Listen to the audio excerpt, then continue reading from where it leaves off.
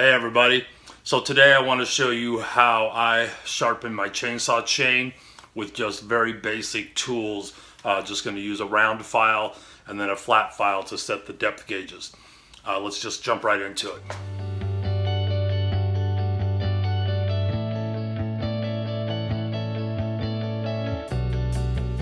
Hey everyone, welcome to Good Day Farm. Thanks for watching this video. I just want to do a real quick video here giving you a kind of a short demonstration on how to sharpen your chainsaw chain with a round file, no guide or jigs or anything like that. This is just how I do it. I'm sure there's lots of different ways, techniques that people use, but they're all pretty similar in concept. We're all trying to achieve the same goal, obviously, which is a sharp cutter tooth. So I'm going to show you some of the basic tools that I use and some suggested things that will help make this easier for you. All right, first and foremost, you're going to need a round file. Make sure you get the right size file for your chain pitch. And then you'll need a depth gauge guide for setting the depth gauges and just a basic flat file for filing those down. And we'll get into that in a little bit. And then the other thing that I highly recommend that'll make your life a lot easier is if you're doing this in your shop, have a bench mounted vise that you can mount your saw up in to hold it steady while you're filing the chain.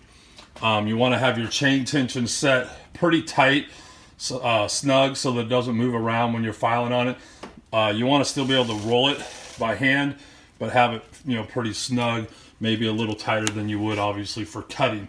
If you don't have a bench mounted vise like this, you could lay your saw out across like maybe your tailgate of your truck and lean over the back of the motor assembly here and file forward up here, and that'll help hold the saw steady. If you were to lay it sideways on your bench here and file, you probably would have to file one-handed so you could hold the bar steady, grab onto the bar while you're running the file one-handed. And that's going to be a little trickier to keep the file angle accurate. I highly recommend this little doodad. I got this from treestuff.com. This is just a bar vise. The bar sits in here, you clamp it down, and it just mounts to any flat surface. I mounted it to this board. If I was to do this on my bench, the width of this board is steady enough that it'll hold the saw pretty steady. I did this so that it's portable. I can take this in the back of my truck when I'm out cutting wood and do it that way. They also make this same style of vise that has prongs on the bottom that you can hammer into a stump or a piece of wood and mount your saw that way if you're out in the brush. All right, so that's the basic tools. Don't really need much more than that, and let's just get to filing. But try and do this without blocking the view. So you take your round file, definitely recommend you put a handle on it, and you're just going to line up with the cutter tooth that's here, and you want to hold the proper angle of the cutter tooth. For this chain, I'm going 30 degrees, and I'm going to file at it flat, so I keep the file flat. Some chains do recommend a 10-degree upstroke like this. That's pretty tough to do when filing by hand, so you can do it at 0 and it's fine. And then you just want to, as you're going to be pulling back on the chain and pushing forward. Lift it out, repeat. If your chain's not too damaged, it should only take 3 or 4 strokes and you'll be sharp. And then you can flip it around and do the same thing on this side. Like I said, you want to be pulling back towards the saw motor. And that's about all there is to it. Tap this out every now and then to get it out, and then you just, pull your chain back, go to your next tooth, and repeat.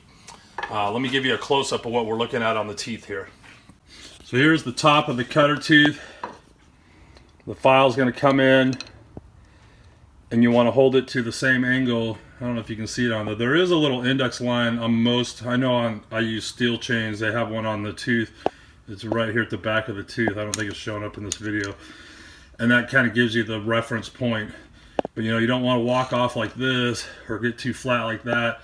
You're trying to keep this at the same angle This is easy to do if your chain's in good shape and you haven't destroyed it, so you can follow those angles pretty well. If you're not sure what your angles is, or if you're accurate on that, they do make a guide that you can mount to your file right here that has the different degrees on it.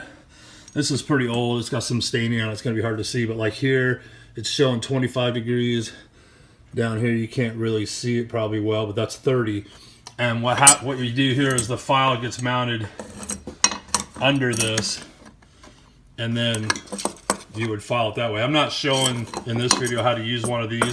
That is a good tool if you're just starting out. Will help you keep everything accurate. Keeps the file, because this runs across the teeth like that. It's going to help keep your file flat, and it will keep the right depth of the file height. That's the other critical part when you're doing this. So you want your file height, the round part of the file should just barely protrude up over the top of the tooth. And what you're trying to accomplish there is you don't want to file too low. Let me get on the right tooth here. Too low down into the actual cutter tooth, but at the same time you don't want too high. You want to develop this hook here. This material that the file removes right there, that's what everybody calls the gullet, and you want that gone. And you see even on this chain it shows a little index mark right there, kind of shows you the shape that should be. You'll find on dull chains this from the point of the tooth down is almost straight up and down. That's because the point has been worn off from cutting or hitting rocks or whatever. It'll wear down just from cutting a chain that hasn't been maintained. If you take the time to sharpen yours, frequently, as soon as you notice it getting dull, you probably won't see that. But that's what you want to look for. You want to see that little bit of a hook there. We'll go up to the next tooth here. See how it's got a little bit of a hook there. That's what you want. And then the next thing you want to do is set what they call the depth gauge. That's this pointy tooth fin up in front of the cutter tooth. Some people call it a raker. I've even heard it called dogs. It's a depth gauge, and what this determines is this actually is lower than this cutter tooth by a few thousandths of an inch. And so what that does is let the wood come across, and this, depending on how low or high this is, it determines how much wood this tooth will cut out, so how much of a chip it'll make. That's the other reason that you want this hook, because if this was straight up and down, it wouldn't have any room to curl that chip shaving and eject it out. So we want to set these. Typically they're set for the type of wood you're cutting, softwood versus hardwood.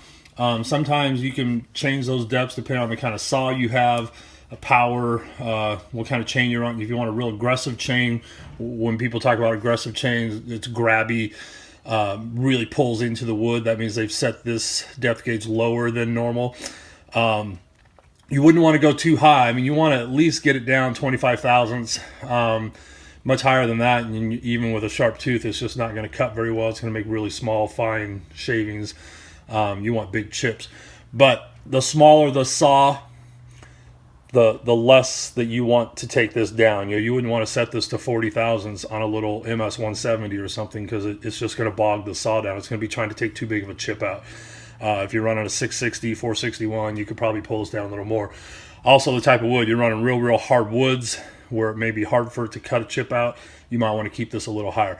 I typically set mine around 30 thousandths, sometimes 35 thousandths. I cut a lot of mixed wood. I'm just a firewood cutter. But let me show you how you use this depth gauge guide here.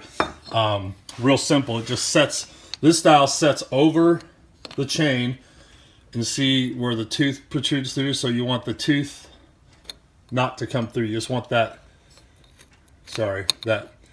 shark fin part to show through, which is right there. And then you can either feel with your finger. If you feel it poking up, it means it needs to be filed down, or you can actually just run your file right over this. So you just take your basic flat file, and then try to do this so I don't get in the way of the camera. I got this positioned over that, and then you just would run this straight over. This one's set pretty good, so it's not taking any material off. And then you just move to the next depth gauge and do it again. This is something that you don't need to do every time you file a chain. I usually check mine about every third or fourth time I file the chain, and it seems to be fine. They don't wear down They don't, what it is as this tooth gets filed down, it gets shorter, and they're designed, they're at a slight downward slope, so they actually get lower. But it takes several filings back to drop the height of this to where this becomes a problem. So usually 3 or 4 filings and you're fine. It's not that hard to just check a couple when you're done filing your chain, just to see where they're at. You can just kind of feel them. If you know you're getting 4 or 5 of these in a row that are all fine, probably the whole chain's fine. So really, guys, everyone, that's about it. It seems a little oversimplified, I'm sure. It was a very quick video. There's no point in me showing you how to file every single tooth. That's basically it. You know, it's very critical that you keep your file flat and keep that angle right as you go across that cutter tooth. And then, you know, like I said, you're going to be pulling back on the tooth. You'll feel the file cutting into it. So the point of that is to create that hook in the tooth, to get that gullet out. That's what everybody calls that area, like my shirt, the gullet. You want to remove that. And that'll make that's a big thing. It'll make your chain cut so much better, and you'll be sharp. Too much of a pronounced hook can be a couple of things. Either you're holding your file way too low and you're cutting down into the tie strap, or possibly you have too small of a file, and so you're able to really wallow out underneath there. That might be okay for a race chain, but I wouldn't recommend doing it for your everyday cutting chain, because what happens is there's not enough material supporting that tooth at the top, and it'll just wear off and you'll have a blunt chain again. So basically, if you saw that little profile on the tooth, it showed that little line. You know, it's a quarter moon, half moon, I don't know how to describe that crescent shape. It's not a full half circle. It's less than that. That's what you're going for. So, and then the other thing, I won't show it in this video. I have another video that maybe I'll put a little card up here in the corner for. You also, when you're doing your sharpening, you want to do some bar maintenance. Simple, you take a little groove cleaning tool like this, and you would clean out the bar groove and the oiler holes to make sure all that stuff's working fine. And I do have a video that I'll put a link up for that. Anyhow, that's about it for this. I just wanted to show real quick like I said, it's a pretty, in concept, it's very simple to hand file your chain. But trust me, people struggle with it, and it's one of those things, practice.